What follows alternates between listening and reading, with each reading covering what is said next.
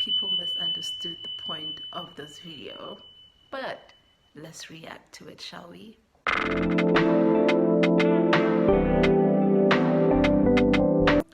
Hey guys, welcome back to my channel. All we do in this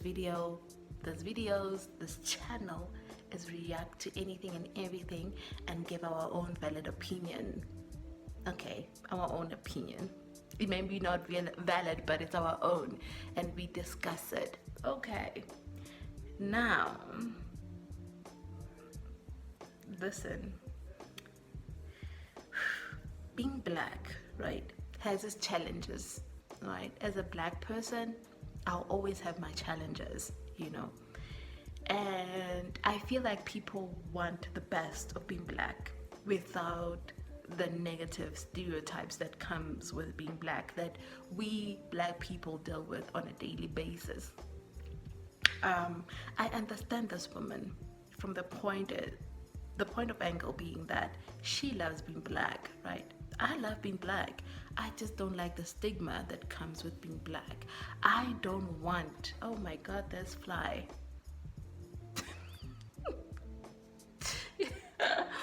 I don't like the stigma that comes with it. I don't want it. Like, I don't want to deal with that. I don't want to be labeled as a criminal because of the color of my skin. And others just have the liberty of just being whatever they want to be, act however they want to act. And no one is going to crucify them for that. But me as a black person, I'm going to have to deal with that. I'm going to have to deal with everything else. I don't want to deal with that. So I kind of get what she's saying, and I also get the people that tells her to love being black. She didn't say she doesn't love being black. She loves being black. I love being black. I just don't like the stereotypes that comes with being black. But let's give our opinion, shall we? Let's teach other people's opinion. I hate being black. I love myself and I love what I look like, and I'm proud of being a black person, but I hate being black because I hate all the things that comes with being black. When black people talk about like all the things that we deal with, race, you know, white people always think, oh, it's just racism, or it's just, you know, the effects of slavery, or it's just this, or it's just that. Like, I don't think that you guys understand, like, it's everything. If I go to a restaurant, my server is not gonna come check on me ever. Like, I don't get good customer service, or I get seated in some dark corner somewhere every time I go out. If there's a group of white people behind me that came in after me, but there's only one table available, they're gonna get the table. That actually just happened to me just now, which is why I'm actually making this video, because I was thinking about how much I hate the way society treats me. And being an alternative black girl doesn't make that any easier. I don't know how many times I have to say this, or if I even should have to say this. I know that I have an alternative appearance. I know that I have a ton of piercings. I know that I wear makeup, and I may not wear the most, reserved outfits ever in the world.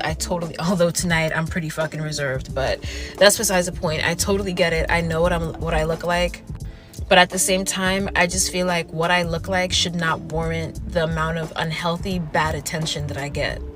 Like, the other day, when I made that video, like putting up the posters, like the Bad Girls Club posters on Melrose, literally my manager, after we walked away, he's white, by the way, he told me, he said, you know, I didn't realize like how many dirty looks you get. Like, people are really just so angry, like, just seeing you. Like, every time they see you, like, I see people giving you the most dirty looks from their car and pointing at you and giving you faces. And I had to tell him, like, all my friends tell me that. I'm used to it. I'm 100% used to it. Like, I'm used to it. I'm used to getting looks, and I'm used to getting dirty looks, and I'm used to getting a whole bunch of things. I've been harassed, I've been, you know, not hate crimed, but I've definitely been called racial slurs or dealt with racism just like outside on the go. At what point do you really blame people for being angry?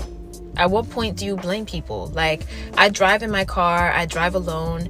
I make sure that I keep my car like slightly dirty so that my car doesn't look, and I have a Hyundai. I don't have a glamorous car, but I make sure that it's like not too clean and flashy because I don't want the police to pull me over. I don't even want to get a nice car in the future because I think to myself, well, if I get a nice car, the police are going to pull me over more.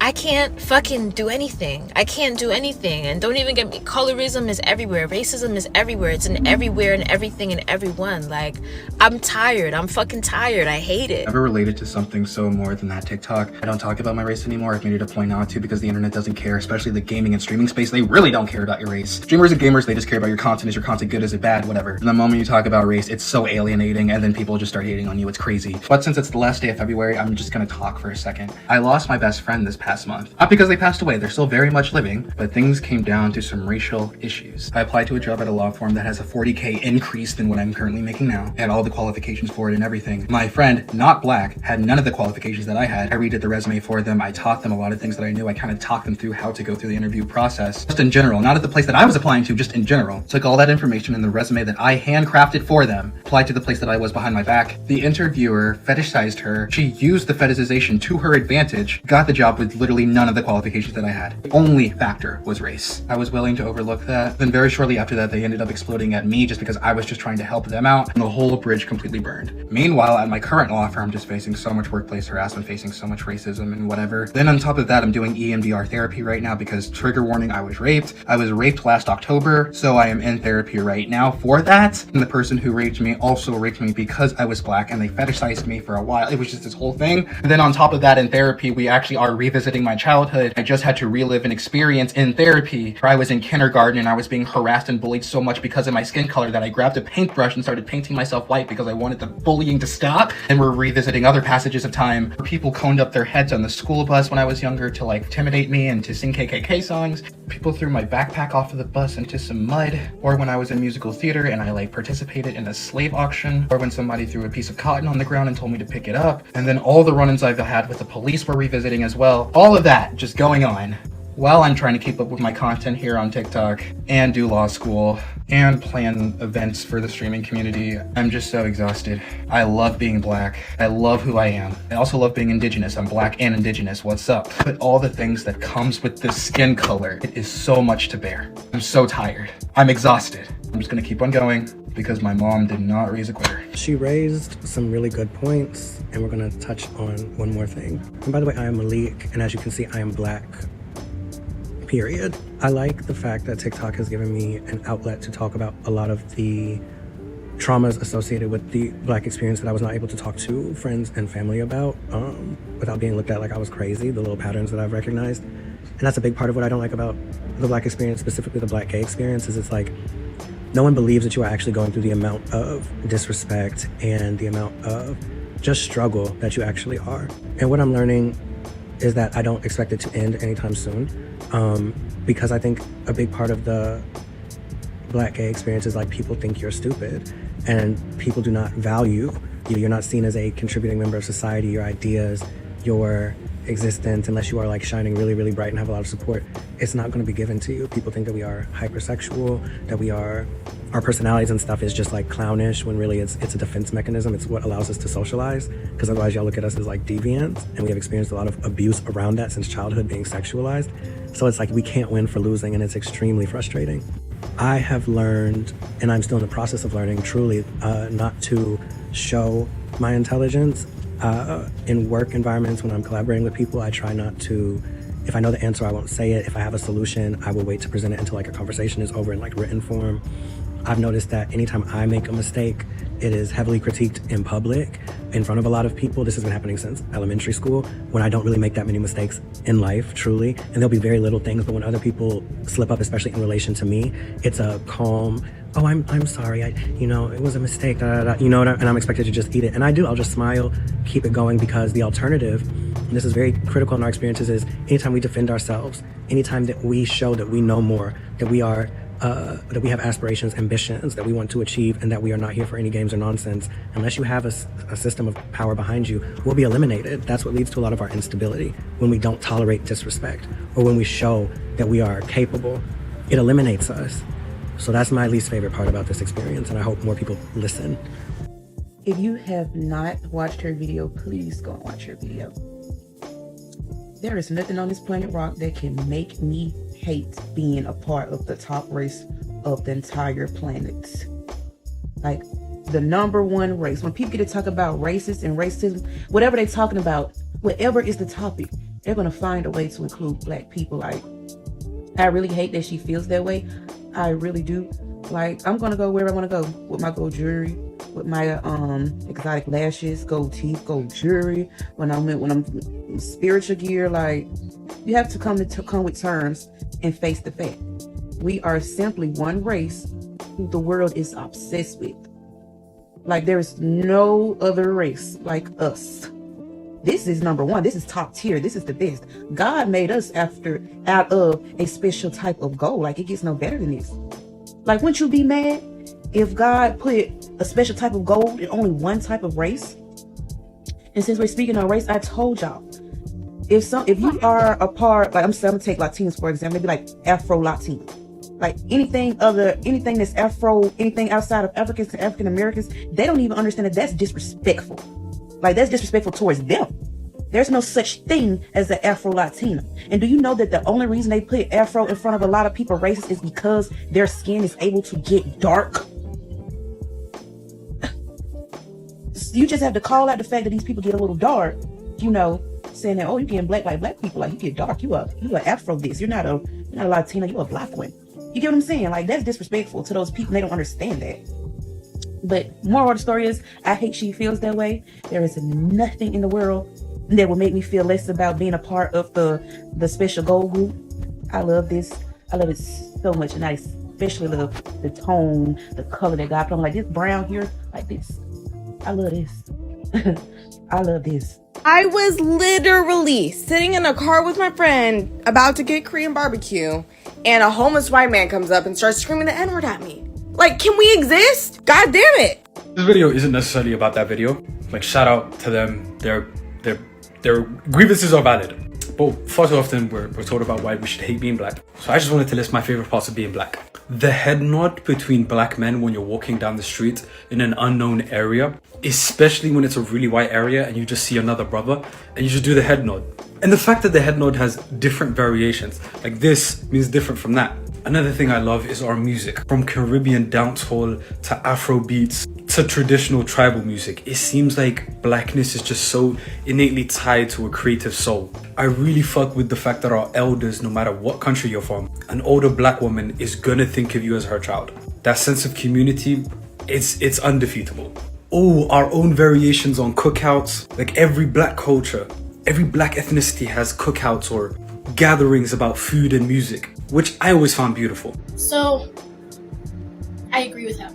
Hear me out before you just hear me out. Being black is amazing.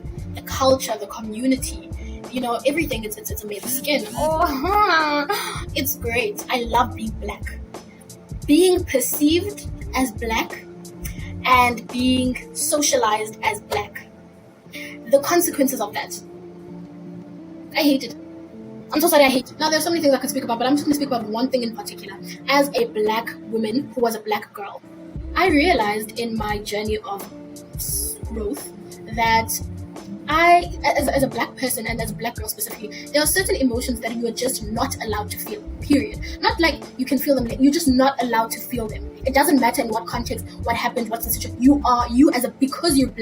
Because you're a black girl / black woman, you're not allowed to feel those emotions. One of those emotions is anger. I realized in my journey that I am not allowed to be angry at all. It doesn't matter what happened, because the minute I'm angry, then everyone is scared, everyone is trembling. It doesn't even matter that I am the victim. It happened in my childhood, being raised. The minute I'm angry, I'm overreacting, I'm performing, I'm being performative, I'm being aggressive, I'm being violent, I'm being angry with my words, and I'm being inappropriate, basically, of which the emotion would have been appropriate for that specific situation. Regardless of that, because I'm black, I cannot be angry, because then I will attack, and I will do this and that and that.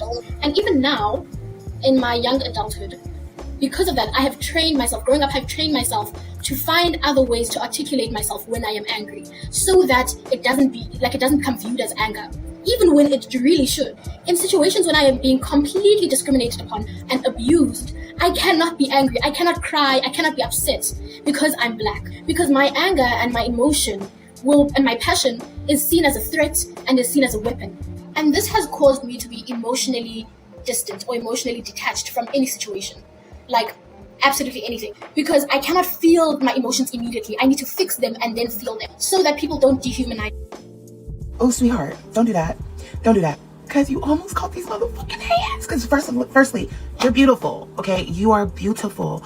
I don't know who told you, what told you, blah, blah, blah. Shine, baby, shine. Take up space. Who gives a fuck? If they have an angry face, smile at them like, I know I'm beautiful. What's up?